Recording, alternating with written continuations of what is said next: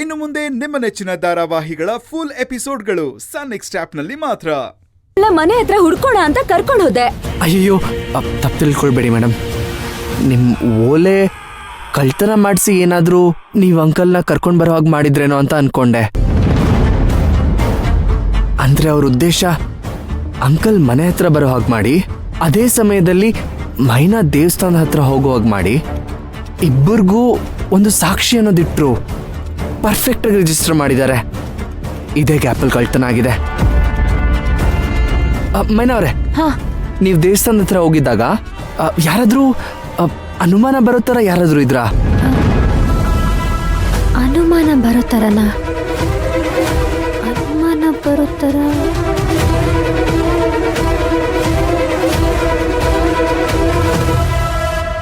ಯಾರದು?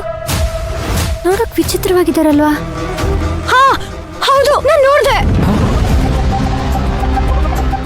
ಅದು ಯಾರು ಅಂತ ನನಗೆ ಗೊತ್ತಾಗ್ಲಿಲ್ಲ. ಯಾರು ಅಂತ ಅನ್ಕೊಂಡು ನಾನು ಸುಮ್ಮನಾಗ್ಬಿಟ್ಟೆ.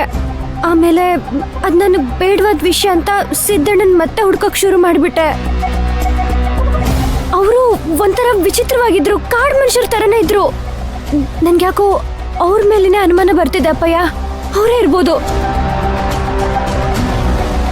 ಅಲ್ಲ ಮೈನಾ, ಇದನ್ನೆಲ್ಲ ಬಂದು ನಮ್ಗೆ ಹೇಳೋದಲ್ವೇನವ್ವ? ಏನವ್ವ ನೀನು ಪಂಚಾಯತಿ ಎದುರಿಗೆ ಹೇಳೋದಲ್ವೇ? ಅಪ್ಪಯ್ಯ, ನನ್ಗ ಗಾಬರಿನಲ್ಲಿ ಯಾವ್ದು ನೆನಪಾಗ್ಲಿಲ್ಲ. ನಡಿ ನಡಿ, ಹಂಗಾರೆ ಈಗ್ಲೇ ಹೋಗಿ ಹೇಳ್ಬಿಡೋಣ. ಅಂಕಲ್ ಬೇಡ ಅಂಕಲ್. ಯಾಕಪ್ಪ? ಅಲ್ಲಿ ಹೋಗಿ ಹೇಳಿದ್ರೆ ಅವ್ರು ಇದನ್ನ ನಂಬೋದಿಲ್ಲ.